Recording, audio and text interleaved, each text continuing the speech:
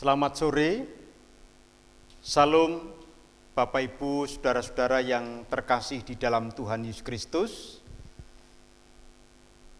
Kasih karunia dan damai sejahtera dari Allah Bapa dan Tuhan Yesus Kristus kiranya menyertai Bapak, Ibu, Saudara-saudara sekalian, dimanapun Bapak Ibu berada. Pada kesempatan ini, akan dilayankan persekutuan doa dalam rangka pengujian diri untuk menyambut undangan Tuhan dalam perjamuan kudus hari Minggu tanggal 7 Juni 2020. Maka sebagaimana dalam warta gereja yang sudah Bapak, Ibu, Saudara-saudara terima melalui WA, kita diundang untuk ikut dalam perjamuan kudus hanya untuk tahun ini, mengingat dalam situasi COVID-19 yang masih mengharuskan bagi kita untuk beribadah di rumah, maka dalam pelayanan sakramen perjamuan kudus akan dilayankan secara live streaming hari Minggu tanggal 7 Juni 2020. Untuk itu, Bapak, Ibu, Saudara-saudara yang sudah layak untuk ikut dalam sakramen perjamuan ini perlu mengadakan pengujian diri supaya kita dilayakkan dalam perjamuan kudus hari Minggu besok. Oleh karena itu, kita akan mendengarkan firman Tuhan, melandasi dalam kita akan melakukan penyambutan undangan dari Tuhan atau memenuhi undangan dari Tuhan dalam perjamuan kudus mendatang. Kita awali dengan lebih dulu memuji nama Tuhan dari Kidung Jemaat nomor 392. Kita pujikan bait yang pertama dan yang kedua, Ku berbahagia.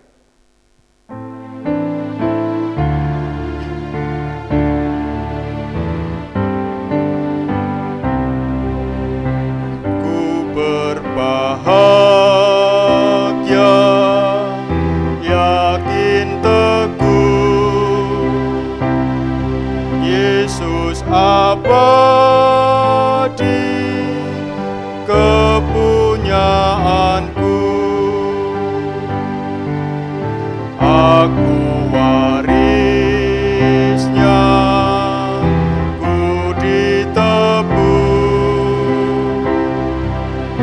ciptaan baru, Roh Kudus.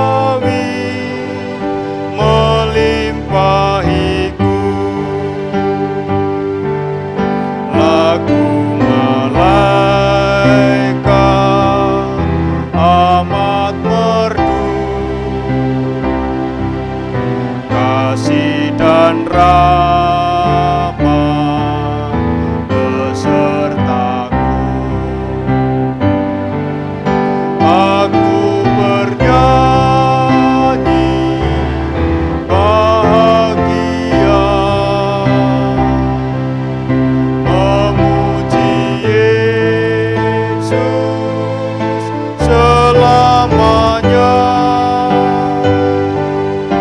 Aku bernyanyi bahagia memuji Yesus selamanya.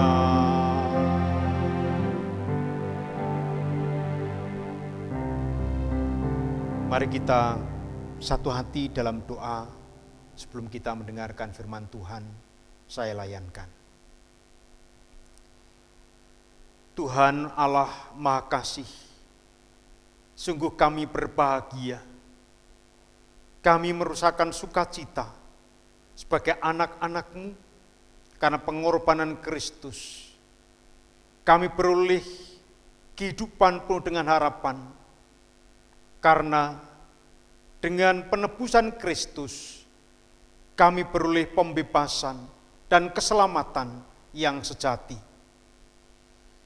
Pada saat ini ya Bapa di sorga, Engkau memberikan kesempatan bagi kami untuk kami boleh ikut di dalam perjamuan kudus hari Minggu tanggal 7 Juni 2020.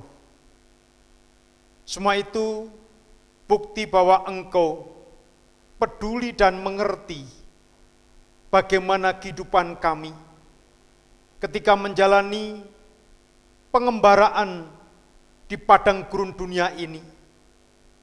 Kami mengalami keletihan, kami mengalami kelesuan, dan bahkan keputusasaan. Tetapi dengan Engkau mengundang kami untuk ikut dalam perjamuan kudus, Engkau hendak memberikan kekuatan, Engkau hendak memberikan semangat dan penyegaran bagi tubuh, jiwa, dan roh kami.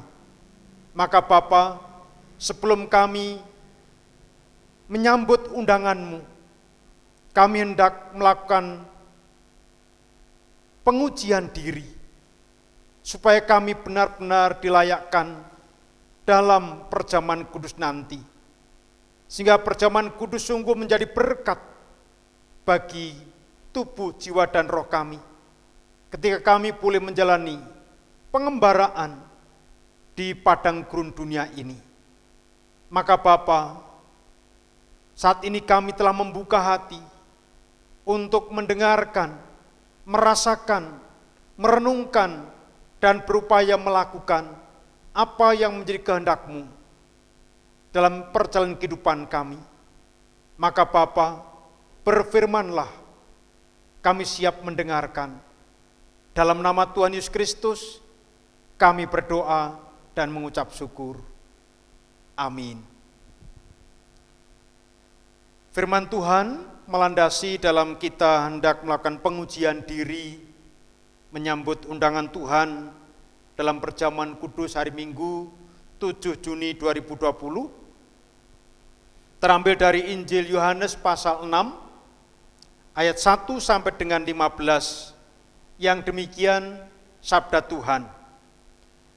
Yesus memberi makan 5.000 orang. Sesudah itu, Yesus berangkat ke seberang danau Galilea, yaitu danau Tiberias. Orang banyak berbondong-bondong mengikuti Dia, karena mereka melihat mujizat-mujizat penyembuhan yang diadakannya terhadap orang-orang sakit. Dan Yesus naik ke atas gunung dan duduk di situ dengan murid-muridnya.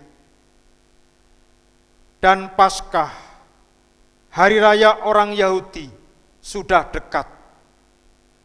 Ketika Yesus memandang sekelilingnya dan melihat bahwa orang banyak berbondong-bondong datang kepadanya, berkatalah ia kepada Filipus, "Di manakah kita akan membeli roti supaya mereka ini dapat makan?" Hal itu dikatakannya untuk mencobai Dia, sebab ia sendiri tahu apa yang hendak dilakukannya. Jawab Filipus kepadanya, roti seharga 200 dinar tidak akan cukup untuk mereka ini, sekalipun masing-masing mendapat sepotong kecil saja. Seorang dari murid-muridnya, yaitu Andreas, saudara Simon Petrus, berkata kepadanya, "Di sini ada seorang anak yang mempunyai 5 roti jelai dan 2 ikan. Tetapi apakah artinya itu untuk orang sebanyak ini?" Kata Yesus, "Suruhlah orang-orang itu duduk. Adapun di tempat itu banyak rumput, maka duduklah orang-orang itu, kira-kira 5.000 laki-laki banyaknya." Lalu Yesus mengambil roti itu, mengucap syukur dan membagi-bagikannya kepada mereka yang duduk di situ. Demikian juga dibuatnya dengan ikan-ikan itu, sebanyak yang mereka kehendaki. Dan setelah mereka kenyang, Ia berkata kepada murid-muridnya, "Kumpulkanlah potongan-potongan yang lebih, supaya tidak ada yang terbuang." Maka mereka pun mengumpulkannya dan mengisi 12 bakul penuh dengan potongan-potongan dari ke-5 roti jelai yang lebih setelah orang makan. Ketika orang-orang itu melihat mukjizat yang telah diadakannya, mereka berkata, "Dia ini adalah benar-benar nabi yang akan datang ke dalam dunia." Karena Yesus tahu bahwa mereka hendak datang dan hendak membawa Dia dengan paksa untuk menjadikan Dia raja, Ia menyingkir pula ke gunung seorang diri. Demikianlah sabda Tuhan, dan yang berbahagia setiap kita yang mendengarkan firman Tuhan dan yang senantiasa memelihara dan mengupayakan untuk dilakukan dalam hidup sehari-hari. Amin. Bapak, Ibu, saudara-saudaraku yang terkasih di dalam Tuhan Yesus Kristus, judul renungan dalam persekutuan doa pengujian diri menyambut undangan Tuhan dalam perjamuan kudus hari Minggu tanggal 7 Juni 2020 adalah harga sebuah keintiman dengan Tuhan. Bapak, Ibu, dan saudara-saudara yang terkasih di dalam Tuhan Yesus Kristus, banyak kata yang digunakan untuk menggambarkan dari kata keintiman. Misalnya kata dekat, kata akrab, kata karib, kata rapat, kata hubungan, kata mesra, persaudaraan, persahabatan, dan masih banyak lagi. Kata-kata yang hendak menggambarkan tentang keintiman atau memberikan penjelasan tentang keintiman tersebut. Namun, Bapak, Ibu, saudara-saudaraku yang terkasih, sesungguhnya tentu saja makna keintiman lebih dari kata-kata yang saya sebutkan di atas tadi. Bila kita sudah mengalaminya, yaitu mengalami adanya suatu keintiman, adalah sesuatu yang memang sulit, tidak mudah untuk digambarkan dengan kata-kata atau diungkapkan dengan kata-kata. bahkan kata dekat, kata akrab, kata karib sekalipun belum cukup untuk menggambarkan, memberikan pemaknaan tentang keintiman itu.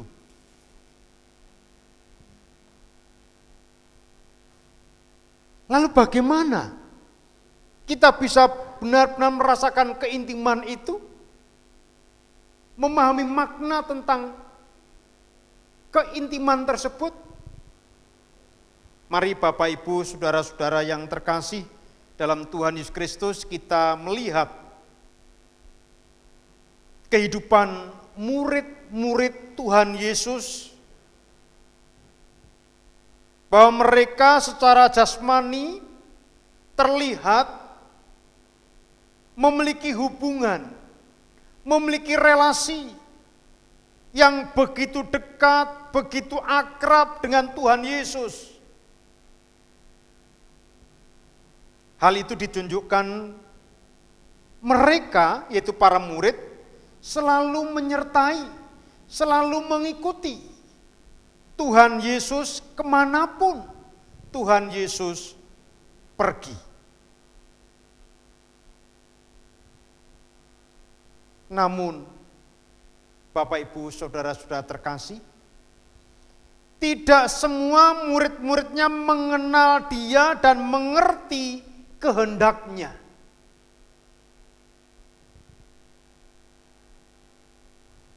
Hal itu seperti yang terjadi pada diri Filipus. Pada peristiwa Tuhan Yesus memberi makan 5.000 orang laki-laki, bahkan lebih tentunya. Dalam bacaan yang baru saja kita perhatikan tadi, Yohanes 6 ayat 1 sampai dengan 15.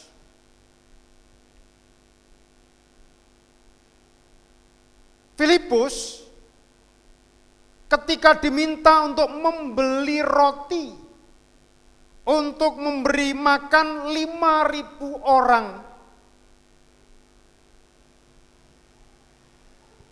mereka, yaitu Filipus, masih beralasan, masih berdalih. Ini menunjukkan bahwa Filipus tidak mengerti apa yang menjadi kehendak Tuhan. Ini menunjukkan bahwa Filipus belum mengenal sungguh-sungguh siapa Yesus Kristus itu. Pada peristiwa-peristiwa tentang mujizat-mujizat yang sudah pernah dilakukan oleh Tuhan Yesus, mestinya paham. Tetapi ternyata Filipus belum mengerti. Meskipun Filipus setiap hari mengikut kemanapun Tuhan Yesus pergi, begitu dekat, begitu karib, begitu akrabnya, tetapi ternyata belum bisa memahami dan mengenal siapa Yesus sebenarnya. Seperti pada ayat 5 sampai dengan 7 disebutkan, ketika Yesus memandang sekelilingnya dan melihat bahwa orang banyak berbondong-bondong datang kepadanya, berkatalah ia kepada Filipus, di manakah kita akan membeli roti supaya mereka ini dapat makan? Hal itu dilakukannya untuk mencobai Dia, sebab ia sendiri tahu apa yang hendak dilakukannya. Jawab Filipus kepadanya, roti seharga 200 dinar tidak akan cukup untuk mereka ini, sekalipun masing-masing mendapat sepotong kecil saja. Bapak Ibu saudara-saudara yang terkasih,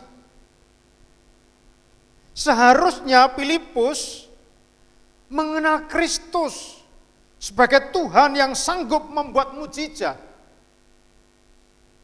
Filipus hanya tinggal menjawab, "Ya Tuhan, siap Tuhan," tetapi masih juga belum mengerti. Namun yang dilakukan Filipus justru tadi sebaliknya, beralasan, berdalih.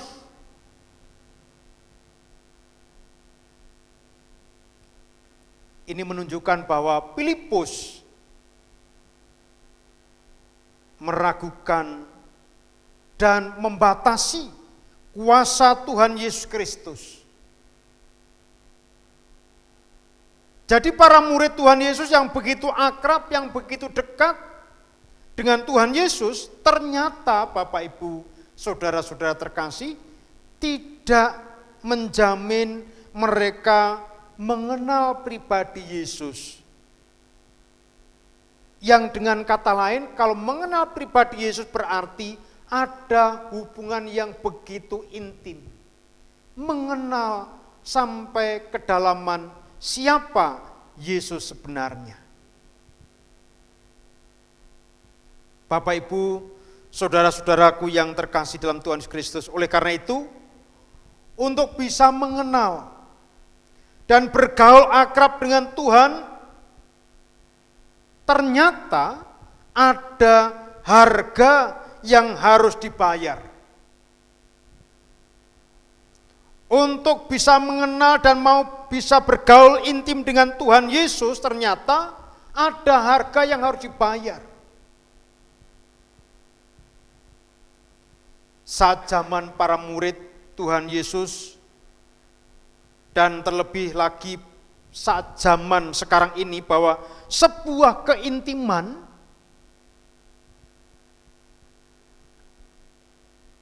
sudah menjadi barang langka.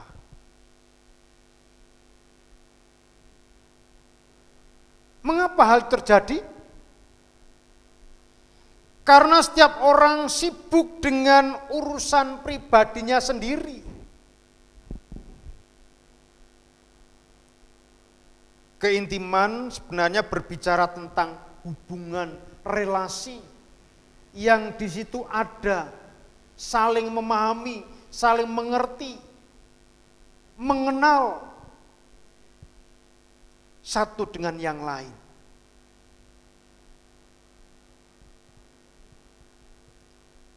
Hubungan harus dibangun oleh dua pihak. Tidak hanya inisiatif dari satu pihak saja, tetapi mestinya untuk terjadi keintiman itu dibangun dari dua pihak. Kalau kita perhatikan Bapak Ibu saudara-saudara terkasih, bagaimana Allah berupaya untuk bisa membangun relasi keintiman dengan umat manusia, Allah ternyata sudah berinisiatif. Allah telah berinisiatif untuk membangun hubungan dengan kita manusia. Misalnya, dapat kita baca dalam 1 Yohanes 4 ayat 9 dan 10. Dalam hal inilah kasih Allah dinyatakan di tengah-tengah kita, yaitu bahwa Allah telah mengutus anaknya yang tunggal ke dalam dunia, supaya kita hidup olehnya. Inilah kasih itu. Bukan kita yang telah mengasihi Allah, tetapi Allah yang telah mengasihi kita dan yang telah mengutus anaknya sendiri sebagai pendamaian bagi dosa-dosa kita. Maka sekarang, bagaimana dengan kita? Allah sudah berinisiatif lebih dulu, bagaimana dengan kita? Untuk membangun hubungan yang intim dengan Tuhan, maka kita perlu juga menyambutnya. Kita perlu juga menanggapinya. kita perlu meresponnya.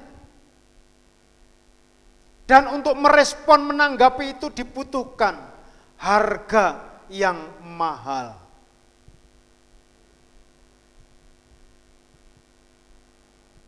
Lalu apa harga yang harus kita bayar? Kalau Tuhan tadi telah memberikan anaknya yang tunggal untuk membangun relasi antara Allah dengan manusia.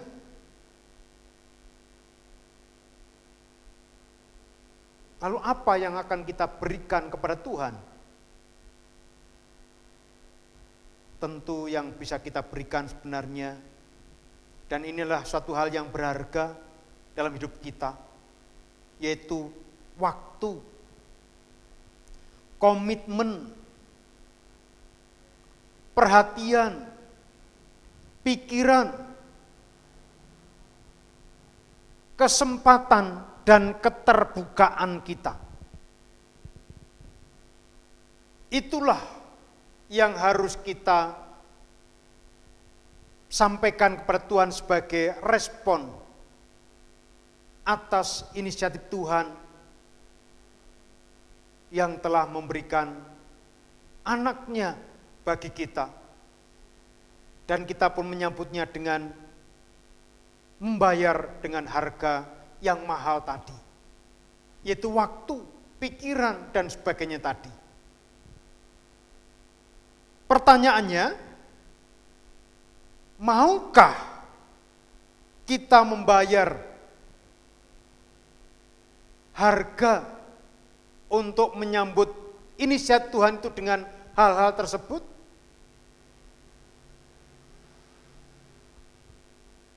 Mari kita renungkan Bapak, Ibu, Saudara-saudara. Yang pertama, kita harus membayar dengan waktu. Bagi manusia, waktu adalah aset yang sangat berharga. Maka ada patah, time is money. Waktu adalah uang. Orang tidak akan rela menghabiskan waktunya hanya untuk sesuatu yang tidak berguna, tidak bermanfaat, tidak menghasilkan sesuatu bagi dirinya. Bagaimana dengan membangun hubungan dengan Tuhan? Apa kita dengan sukacita, apa kita dengan bahagia menyediakan waktu untuk hal itu dengan Tuhan?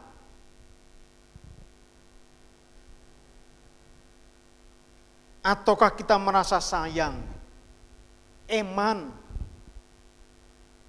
dengan waktu kita yang lebih suka kita gunakan untuk bekerja, bisnis, medsos, mencari kesenangan diri sendiri?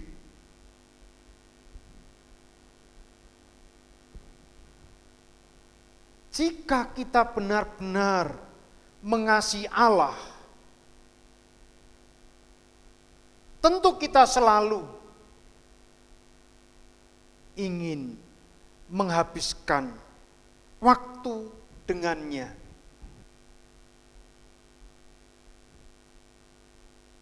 Maka ada ungkapan, lebih baik satu hari di pelataran bait suci daripada 1000 hari di tempat lain. Tuhan tidak membutuhkan waktu banyak. Setiap saat, setiap waktu itu kalau kita senantiasa seperti kita bernafas, itu merupakan juga perwujudan doa kita yang juga merupakan relasi hubungan kita dengan Tuhan. Maka kalau kita tidak bernafas, itu artinya mati. Dan kalau kita tidak berdoa, yang tidak ada relasi dengan Tuhan, memberikan waktu barang 1 menit atau 1 detik untuk Tuhan, kita berarti sudah mati. Mati jiwa kita, mati rohani kita. Maka mari kita luangkan waktu sejenak untuk senantiasa bergaul dengan Tuhan. Yang kedua, yang harus kita bayar untuk menyambut respon daripada kasih Allah, komitmen. Membangun keintiman membutuhkan komitmen. Komitmen ini membuat kita menjadi pribadi yang konsisten dan terus bisa untuk membangun hubungan dengan Tuhan.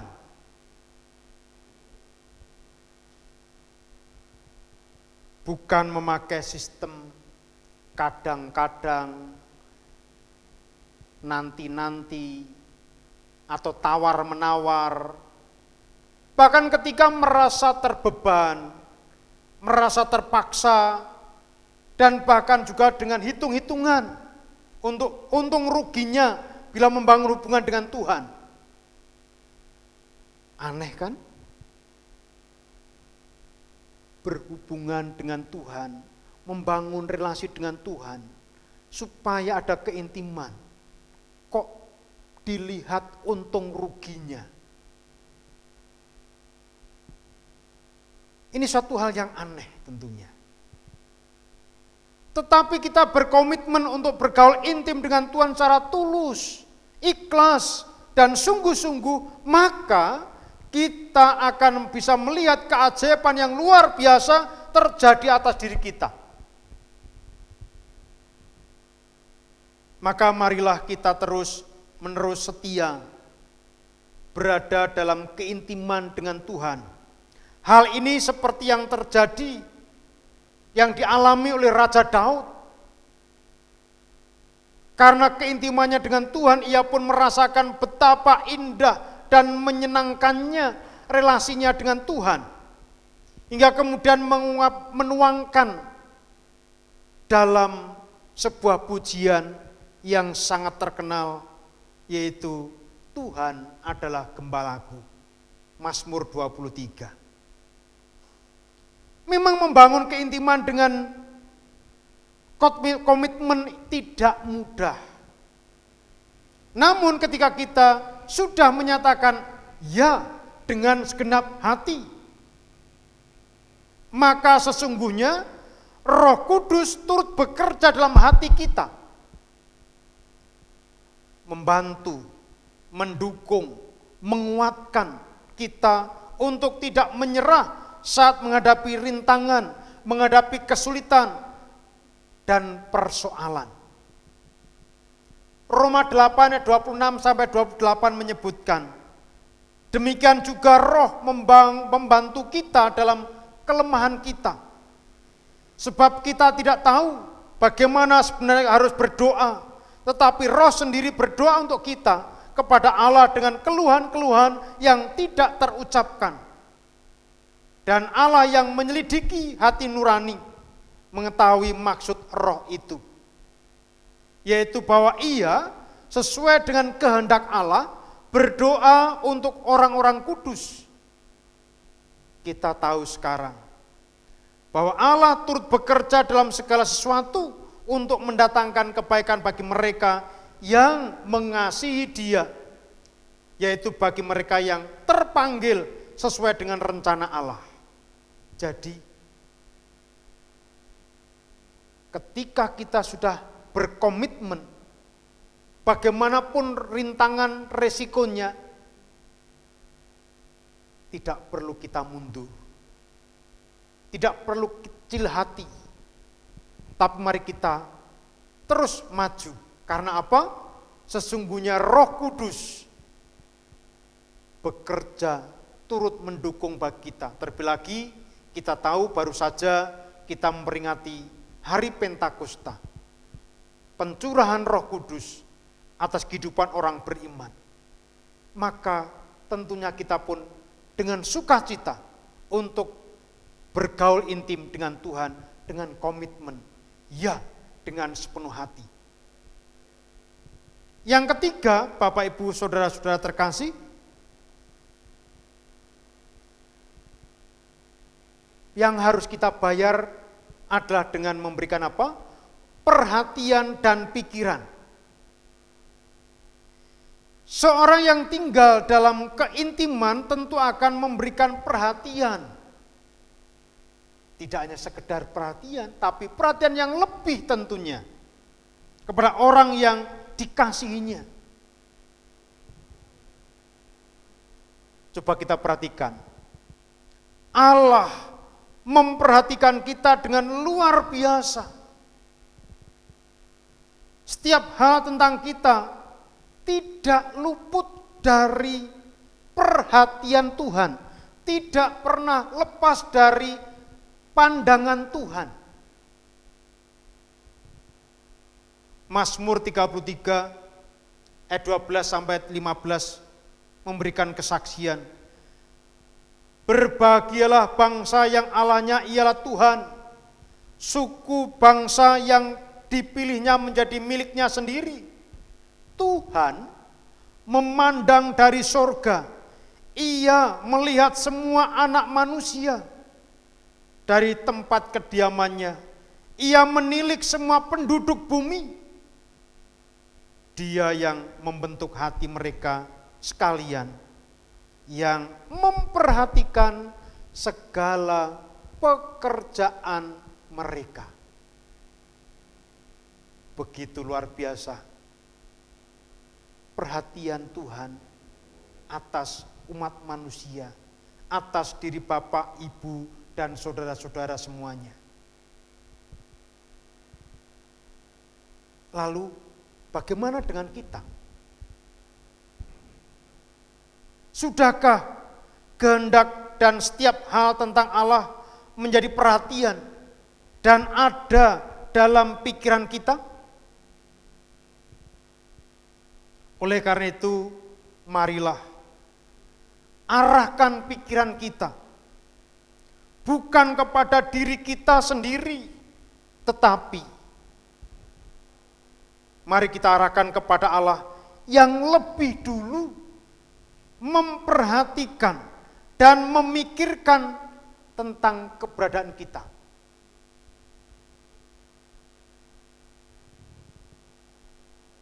Seperti halnya bagaimana kehidupan kita kelak nanti. Manusia yang jatuh dalam dosa sudah jelas maut upahnya. Tetapi Tuhan tidak membiarkan manusia terus berada dalam kuasa dosa. Tuhan sampai memberikan anaknya, Yesus Kristus, supaya setiap orang yang percaya kepadanya tidak binasa, melainkan beroleh kehidupan yang kekal. Jadi, tentang kehidupan nantinya, Tuhan pun sudah menyediakan bagi umat kepunyaannya. Begitu besar perhatian Tuhan. Begitu Tuhan memikirkan pula tentang masa depan kita.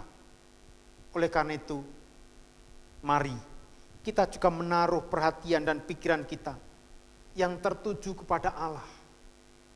Jangan sampai kita mengecewakan hati Tuhan yang sudah lebih dahulu memperhatikan dan memikirkan tentang kehidupan kita. Kenalilah pribadinya lebih dalam lagi. Dengan cara apa? Tekun berdoa, baca kitab suci, dan terus melakukan hal yang benar untuk sama kita. Itu yang dimaksud juga mengenal Tuhan. Karena orang yang bisa masuk dalam kerajaan surga bukan orang yang menyebut Tuhan, Tuhan, tetapi orang yang melakukan kehendak Bapa. Dan yang keempat, Bapak Ibu Saudara-saudara terkasih, untuk kita bisa membayar harga, membangun keintiman dengan Tuhan adalah keterbukaan. Untuk membangun keintiman, Allah ingin kita terbuka dengannya.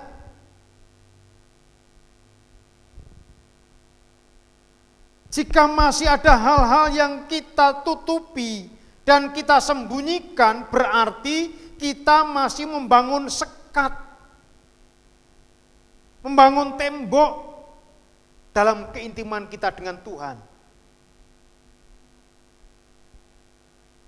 Jika kita terbuka, maka Allah juga akan terbuka dan memberitahukan kehendak-Nya kepada kita.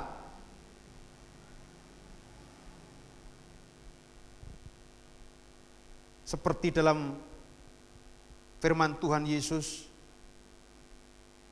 Matius 11 ayat 28. Marilah kepadaku semua yang letih lesu dan berbeban berat, aku akan memberi kelegaan kepadamu. Tuhan sudah membuka, menyambut kita dengan penuh kasih. Maka kita pun juga menyambut uluran tangannya. Dan kita juga terbuka, meletakkan apa yang menjadi pergumulan, apa yang menjadi persoalan, apa yang menjadi masalah kehidupan kita di hadapan Tuhan dengan terbuka. Maka Tuhan pun akan memberikan kelegaan kepada kita. Hanya saja waktunya bukan menurut kemauan kita. Semua kita serahkan pada Tuhan. Jangan sampai kita sembunyikan. Kita tutup-tutupi bahwa sebenarnya Tuhan pun sudah tahu, mengerti sekecil apapun dosa yang kita perbuat, persoalan yang kita hadapi, sekecil apapun Tuhan mengetahui. Namun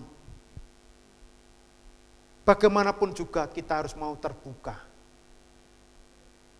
Itulah harga yang harus kita bayar untuk bisa membangun keintiman dengan Tuhan. Oleh karena itu, mari di saat kita mendapat undangan untuk ikut dalam perjamuan kudus, yang juga sebagai bentuk perwujudan keintiman Tuhan dengan kita melalui roti dan anggur yang melambangkan tubuh dan darah Tuhan Yesus Kristus, kita sambut dengan penuh sukacita, penuh rasa syukur, penuh rasa hormat dan kerendahan hati. Karena dalam perjamuan kudus itulah kita akan bisa merasakan kesejatian kasih Tuhan, yaitu di dalam Tuhan Yesus Kristus yang memberi hidupnya untuk kita, supaya kita beroleh hidup yang kekal. Jadi sekali lagi, melalui perjamuan kudus itu pula, itu adalah sebagai bukti Tuhan memperhatikan akan kondisi manusia. Tuhan memikirkan tentang bagaimana nanti kemudian kelak ketika sudah meninggal dunia, Tuhan sudah menyediakan tempat. Karena setiap orang yang percaya kepada Yesus Kristus tidak binasa, melainkan beroleh hidup yang kekal. Maka melalui pengorbanan Kristus, roti dan anggur melambangkan darah dan tubuh Kristus itu menyatu dengan kita, maka hendaknya itu juga akan membangun keintiman kita dengan Tuhan. Maka sekali lagi, mari kita ikut dalam perjamuan kudus dengan penuh rasa syukur, rasa hormat, dan kerendahan hati. Supaya apa? Makna perjamuan kudus benar-benar termeterai dalam hati kita, dan hidup kita pun beroleh kekuatan dan kesegaran karena perjamuan kudus dari Tuhan Yesus Kristus itu. Selamat menyambut undangan Tuhan, dalam perjamuan kudus. Tuhan Yesus memberkati. Amin. Bapak, Ibu, saudara-saudara yang terkasih dalam Tuhan Yesus Kristus, mari sebelum kita besok Minggu 7 Juni 2020 kita menerima sakramen perjamuan kudus, kita perlu menguji diri dengan bertanya pada diri kita masing-masing. Bapak, Ibu, saudara-saudara, dipersilakan untuk dalam keheningan.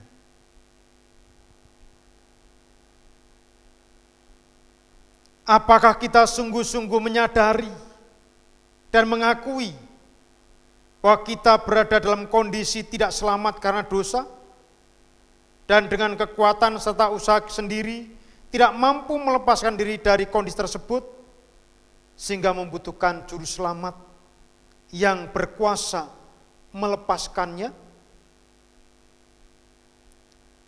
Apakah kita sungguh-sungguh bertobat serta menyerahkan diri dengan penuh keyakinan kepada Allah yang menyelamatkan melalui kematian dan kebangkitan Tuhan Yesus Kristus?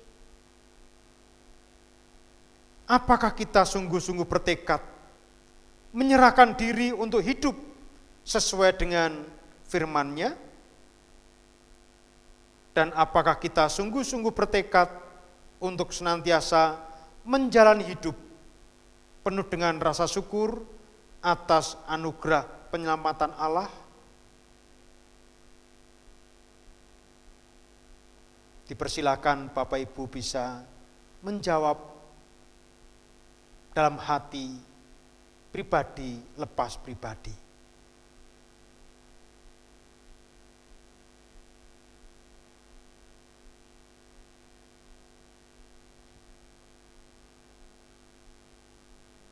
Mari kita berdoa. Tuhan Bapa di sorga, kami bersyukur atas kasih dan kemurahan-Mu. Engkau begitu peduli dan mengerti atas apa yang menjadi pergumulan kehidupan kami,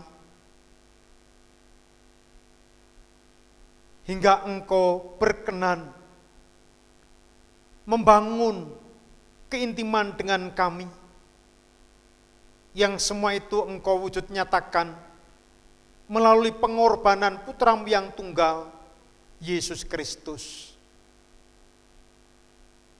Yang semua itu terus kami kenang, kami rasakan dalam sakramen perjamuan kudus.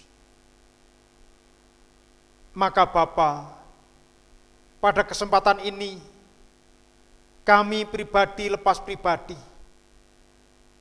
dengan sepenuh hati, menyambut undangan Tuhan, untuk masuk dalam perjamuan kudus. Dan biarlah dengan perjamuan kudus ini kami sungguh disegarkan, tubuh, jiwa, dan roh kami. Terlebih lagi, dalam situasi yang penuh dengan keprihatinan akhir-akhir ini, di mana kami masih harus melakukan kegiatan di rumah karena pengaruh virus corona ini, baik belajar, baik bekerja, maupun juga beribadah. Maka Bapa di sorga, biarlah dengan perjamuan kudus yang kami lakukan dengan cara ibadah live streaming ini, sungguh tetap tidak menghilangkan makna daripada perjamuan kudus yang biasa kami lakukan dalam peribadatan di gereja. Kami bisa juga merasakan tentang kehadiran Kristus melalui roti dan anggur yang boleh kami nikmati, sehingga kami sungguh diberikan penguatan, iman, pengharapan, dan cinta kasih kami. Bapa di surga, untuk itu tuntun dan bimbing kami supaya kami terus mampu menjaga kehidupan yang benar seturut dengan kehendak Tuhan. Dan bila sebentar kami hendak melanjutkan aktivitas, namun demikian nanti malam pun kami hendak istirahat, kami juga mohon perlindungan-Mu. Engkau yang memberikan kami selimut hangat-Mu, yaitu cinta kasih-Mu, sehingga kami merasakan ketenangan dan kedamaian. Ampuni dosa dan salah kami Tuhan. Dalam nama Tuhan Yesus Kristus kami berdoa dan mengucap syukur. Amin.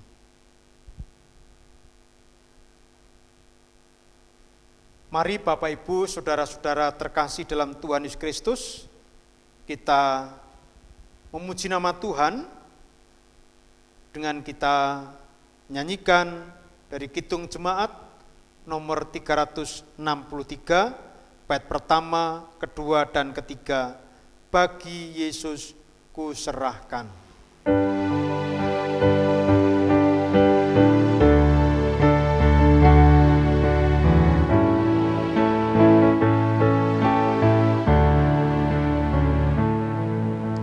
Bagi Yesus kuserahkan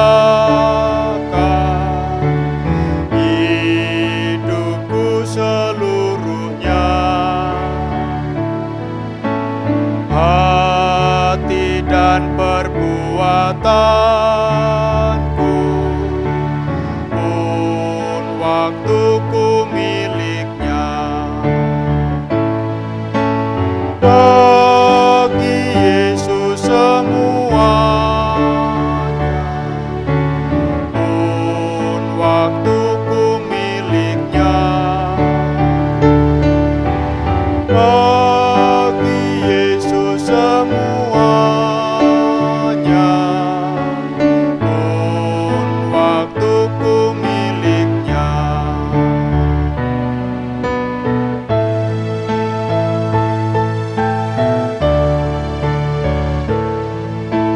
Tanganku kerja baginya,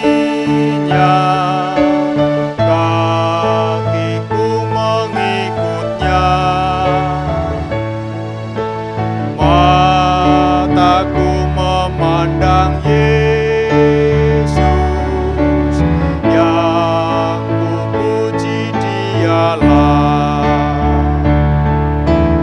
Bagi Yesus semuanya, yang kupuji Dialah. Bagi Yesus semuanya, yang kupuji Dialah.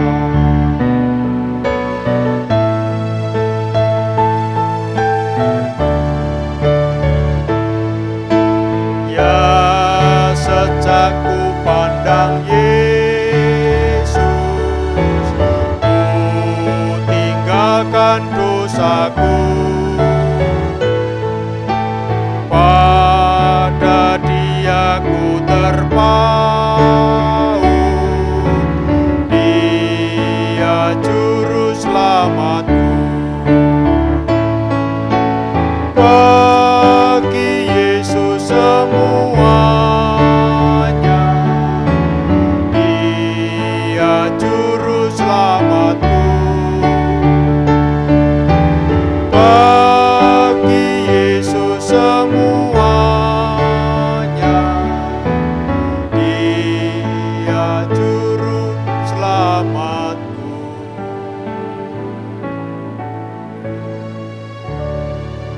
Terimalah berkat dari Tuhan.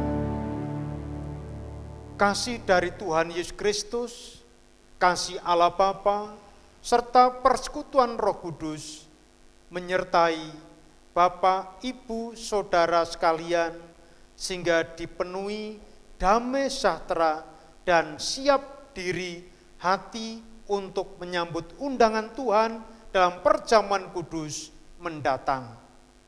Amin.